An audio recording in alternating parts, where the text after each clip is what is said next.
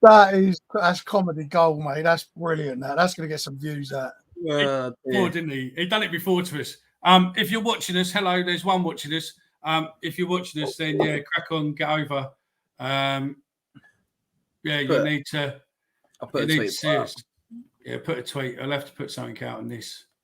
That was amazing. That was amazing. I thought that was funny, but he done it before. He done it before to us.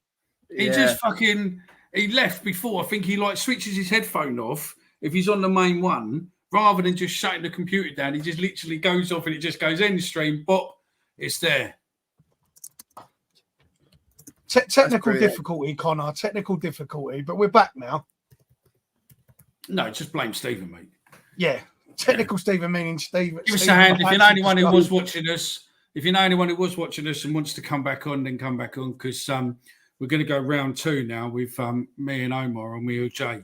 So I'm slowly knocking them out one by one. So Stephen's gone. I'm ready for the next. Stephen did a mic drop. He just went, "Bosh, see you later." No, what Stephen did is went, "I'm going to teach Mickey the trick, cunt." Stephen obviously took it all to heart. He took it all to heart. I thought, you know what? Fuck you, Mickey. Bang. Yeah. Everyone, Baby, I don't know who you are, mate, but I'd love to meet you in person. Let's meet for a beer on Saturday if you're going home, mate. I'd love to meet you in person, mate. But to follow on from what Stephen was saying, gents, to keep the conversation going, I think that with what the whole thing with Harris, what he's saying in his interviews, if we go and sign 4 players this week and everything's hunky-dory, it's only going to be him who looks bad out of it. You know, he's going to have That's what I was saying earlier. Yeah, absolutely. And that's the problem with it. Whereas if he kept quiet and he just doesn't want the bad results to reflect on him. He wants to reflect it to issues. That's what I think it is. Yeah, that's what I think it is. So yeah, which is understandable, but it's the wrong place, wrong time to do it.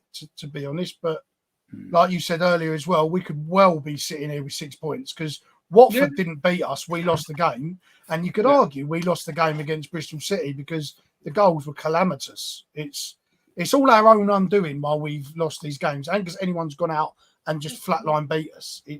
That's what's the frustrating thing. Do you think he's using it as an excuse, Jay? 100%. Or is he fashion? Because I think one of the comments that we started from the previous, I think it was Bailey that asked it, to be fair. And yes, Bailey, if you're there Saturday, mate, grab me, let's have a beer, mate. It'd be great to meet you in person. But I asked the question at the start of the season, the prediction, saying, is Harris still going to be manager in the season? We all agreed probably still be here by the end of the season, but leave after his contract runs out. So I think Harris is a man of his word in this scenario. I think he will still be the manager if he has something to say in it. And I think he's got that 12-month stint left. This is something of a free hit for him. If he left us, what job is he going to go to again in the future? That's the thing, isn't it? Yeah. Probably not maybe lower league one, right? So let me just finish my point, Mickey. So what I'm trying to say is, I think he would probably think, I've still got to stay. I'm in. No, Mickey. What I'm trying to say is Harris is in a good opportunity here. He's in my eyes, he's in a win-win situation. The only thing he could tarnish is his Millwall reputation, which I don't think he would do. I don't think that will happen. So I think he's got to see it out. It's just whether or not from that side do the club think, listen, Harris, you're talking a lot of shit here, mate. And if it keeps going on, then maybe it comes to that point. But I can't see that happening. I think both sides will meet a middle point eventually. We'll sign some players.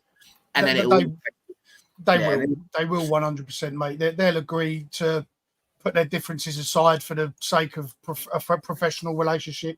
But Harris has also got to realise he's been given a fucking Willy Wonka ticket here because he was rotting away in League Two, and we went calling for him, and he did the good thing. Don't get me wrong, he did a remarkable thing, dropping it at a hat, coming, saving us. Amazing. We give him a 15-month contract. He's now coaching in the Championship. So he's got to look at it as, well, I've actually been given, as much as I've helped Millwall, they're actually helping me at the moment. And I need to appreciate that, because ultimately this could make or break me, because I have had a couple of unsuccessful periods as a manager, the last one not being successful at Millwall, apart from keeping us up. So he's got to understand that while he's helped us, we're helping him a lot at the moment, because where would he be? He went to Gillingham and signed ex-Millwall players. He went to Cambridge and signed ex-Cardiff players. do you know what I mean? He's not allowed to buy ex-players at the moment. And that's Leave it. them alone. Anyway, move on. Let's move on. Leave them alone. I think with comments, let's talk about SA because the last couple of games, mate, he's risen. And I think what impressed me about both of the goals, he's shown that real quality, isn't he? I think he is at the point, SA, where he's proving that potential is definitely there and he is unlocking that. 2-2. And both goals, right? I think the second goal yesterday, like he scored, you watch him when he took the player on, he's got that kind of, players have this sometimes when they're like that quality. He almost fumbled it, but still had the ball and that ability to kind of deal with it on the fly. Some players don't react quick enough to it, but his reactions, the way he got past it, and then obviously finished it with a plum. Left foot this time, complete opposite side to the goal it was against Portsmouth, makes it look easy. And we need to keep getting them positions. And Harris has done well to find that position for him. I'll move on from Harris now. But I think he's obviously shown Stephen was nasty to him.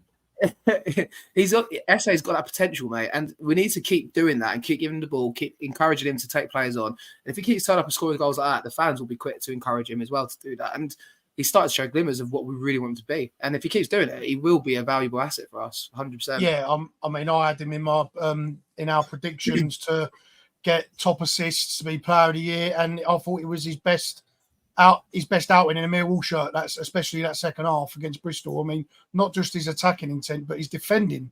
His defending was spot on. He was tracking. If you look at the 2 goals he scored this season, they both come from a central position. Honeyman got the ball out on the right against Bristol. He was in the central position in the 10. And like you said, and it's very much like the Pompey goal. He's found himself in the box, couple players around him. He's got quick feet. He's managed to get out, get a good shot away, keep a standstill for both goals. And he's showing that he's got the killer instinct and he's got the technical ability to make something out of nothing, because both goals were out of nothing.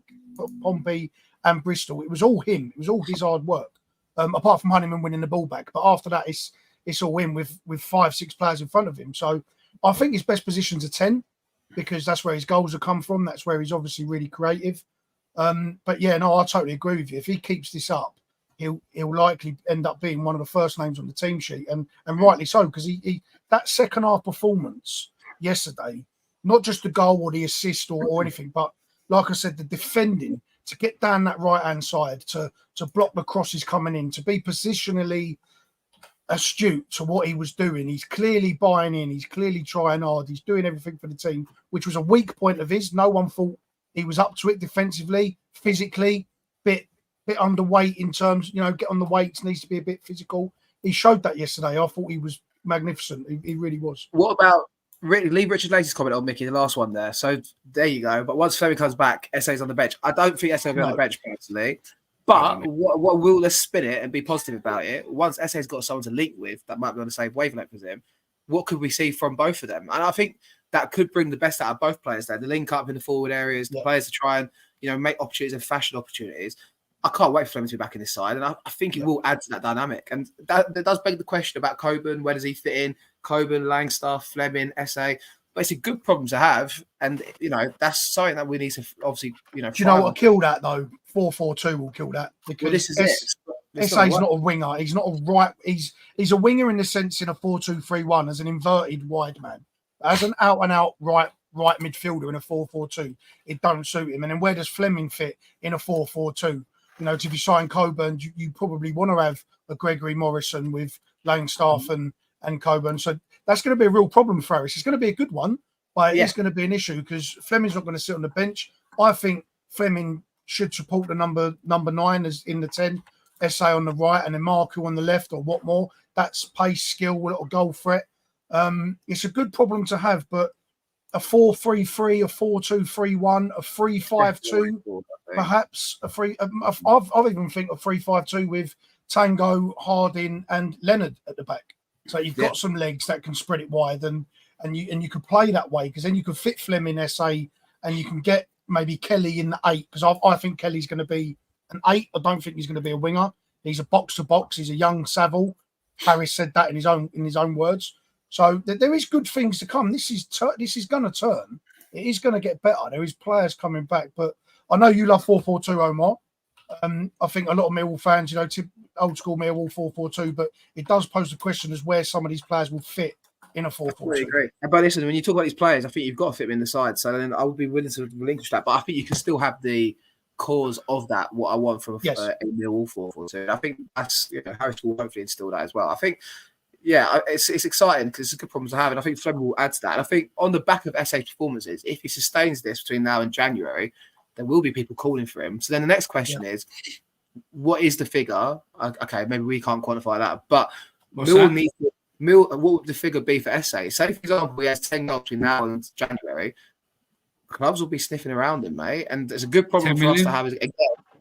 But then this is it, though. So then Mill needs to hold firm, right? Look at the Fleming situation with Burnley. Maybe, obviously, the sad part that John Berylson knocks that, and maybe that kind of put things off Skew F a little bit. But we dropped the bag there because we could have got 12 million quid from CM Fleming last summer. So in this situation again, but we didn't because of certain people who aren't here no more. Yeah, but allegedly, who knows? Allegedly. Yeah, allegedly. So that's whatever. But then it's not allegedly. They were in charge at the time. They could have pulled the button on it. Possibly. Allegedly, that's what it was. Who knows? Who knows what the situation was, mate? But you got then. It's the next question is right. Mill needs to have not only firm hands in that situation, but they've got to make a figure in their head. And once that's met, don't get too greedy, or don't, you got to play it right in the market. And you go, right, if SA's worth this much, someone then takes the money and goes, here you go. You've then got to let a player go that you're thinking, shit, you're going to make us worse. Yeah. Then you need to trust the process, don't you? That we're going to reinvest that money because that's where it comes to. But it's going to be a process. It's not going to happen overnight, but it's a good problem to have for sure. I think you've also got to be willing to sell high and not get too high on SA's potential on how he can help us. Like you said, I think if the offer comes in and it's say 10 million, because if he continues this trajectory, January, the phone will be calling. That's a young England international. Liverpool's already looking for him. There you go. So if they offer us 10 mil, I would imagine the conversations around Fleming were, look, we could do something here with the playoffs or whatever. We could really do something here. Let's keep him because it could benefit us. I think in this situation, it would benefit us to sell him with the players that we got potentially coming in. If Aziz comes in, Kelly, these type of players, I think you have to not get cold feet and not get too hung up on keeping him to help us in the future. And if you get 10 million, take 10 million. If you might get 15 million in the summer, but I would personally take the 10 million there and then. I think he's being played because we've got Premiership clubs looking at him. And an agent, I said, an agent I've spoken to, two agents who reckon that he is the only player right now what Premier League teams are looking at and monitoring regularly. Well, that's a great comment from Archie. And that's it. That's it. So, realistically, SA from Connor, 10, 15 million, maybe upwards a little bit. He's got to be worth that realistically because with the right development and a Prem development team and the experts they have at a Prem club compared to what we probably got, you're looking realistically that he's got a future in front of him. So that's why I think he's going to play in the shop window. You also have to look at the financial status of the club that the player's playing for as well. Someone like Leeds, they'll hold out for 20 million because they're quite a rich football club. 20 million to them is probably 40 million to us. So with a club like us that doesn't sell that much, that isn't really financially, we're not, how can I say it? We're not self-sufficient. 10 million to us is massive. So a club will lowball us that when really he's probably worth 18 million, 20 million. They'll offer us 10 because they know we will probably accept that as a club because that does wonders for the club in general. To be honest, I'd have more faith in probably with what we've seen so far in James Berylson, Mark Fairbrother and Gallen. I don't know who makes decisions, but we go with him and Harris, probably of holding out for a good deal and not selling for nothing. Potentially, Aldo would have gone 4 million in a packet of pasty. Yeah, we'll have that. Do you know what I mean? So my question then to both of you then is, outside of SA, where is the next financial sell-on going to come from? Because I know Kelly's got a big future. Probably Massey, probably Tom Lear. I would say that there's a few there. I would Adam say Mayer? probably, yeah. Adam Mayer, probably, yeah. I reckon probably you're do right. you think though, or do you think we're higher on these players than other teams are? No, I Because think we do that as Millwall fans. We get real high on players that other clubs they're not high on. SA, I totally agree with. He is a clear standout. He's very young. He's very talented, and he's starting to prove that we're right by going down this path. He's starting to prove the club right that this is the way forward to get ourselves self-sufficient as a football club, to start this way with the youth. But do we get too high on some of these players that haven't really kicked a ball, but because they're young and they've looked half decent in the odd game or there, that we automatically think they're going to be great? I get Massey looks really good, but are we overhyped on Massey? Now, I'm not saying I think he's going to be. I don't think we're overhyped. I think what you've got to look at as well is that, you know, people are going, oh, Celtic offered Kelly $5,000 a week, but he come to, you know, he's still coming to us. Look, $5,000 a week. Is that actually a figure? $5,000 a week? Allegedly, yeah. There's a couple, I think it was in the Daily Record or whatever, allegedly, that they offered him. But let's be honest with you, right? The only reason he's coming to us is because it's a bigger shop window than fucking playing Sunday league football. Do you know what I mean? Right? Yeah. And that's it. And the fact is that, you know, Tottenham could quite happily, I mean, like Callum says there, you know, Tottenham already got agent, you know, scouts watching him and everything else. They will watch him more and more and see what's what. And potentially there could be a quick deal. We'll have him for a season or so and then go on from there. But please, right, there's so much fucking bollocks flying all over Twitter at the minute. Can we just say, mate, that this deal for Kelly, if you really think it's because Harris come out yesterday on the BBC and other places and moaning that all of a sudden it got sorted, please, just fucking go look in your bathroom mirror and give your fucking head a wobble, mate, because it didn't. And the Coburn deal or this deal and that deal what's suddenly happening has got fuck all to do with that. Lionel please. It might not. Lionel Essay. I fucking love that comment. Lionel Essay or Messi. I like that. But listen, like with the on it though, it might not be enough to do with his comments, but also it might be a reflection of the fact that they might think, oh, we are actually short here. We do need some. Or let's be really controversial and go. He knew that the Kelly deal was going to be done today. He knows that there's another couple of deals going to be done over the next day or two.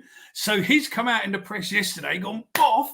And then the next time he comes out in the press, he goes, it's so good that the board listened to what I've said and acted fast. There is absolutely. And I tell you now, you're going down the road here.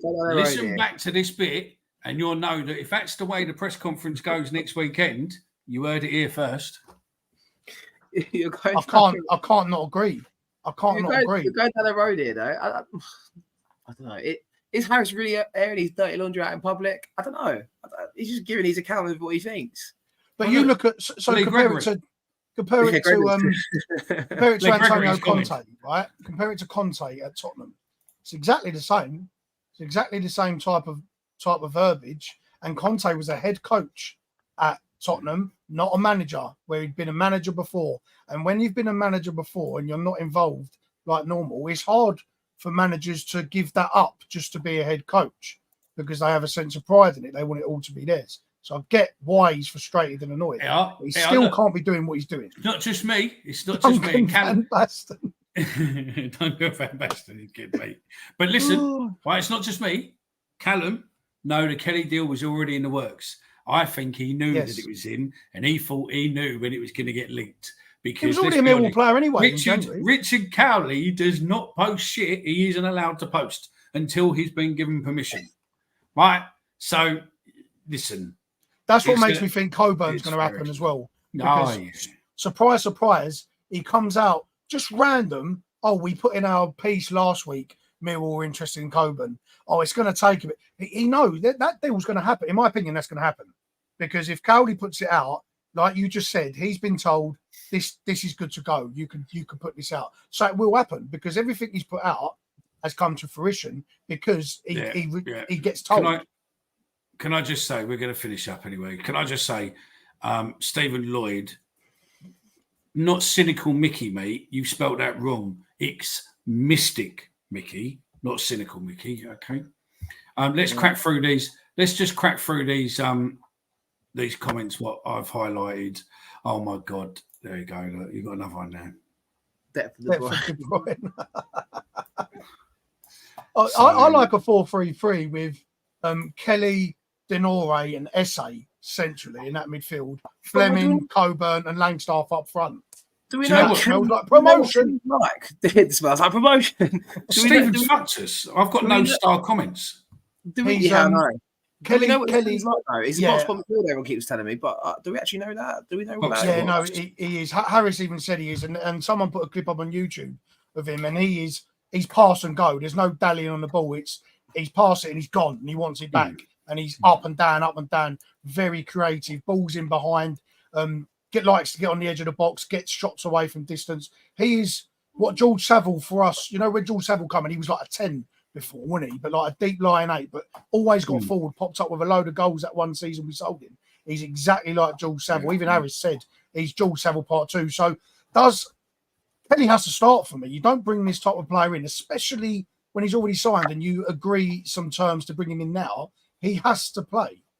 I think he has to play because I think Savile's a bit shot now, and Denore is not benefiting from Savile because he's too close to him all the time. Denore needs someone to get beyond him. Emmanuel Petit Vieira, one goes, one stays. That type. I think Kelly will bring that. Yeah, no, that's it.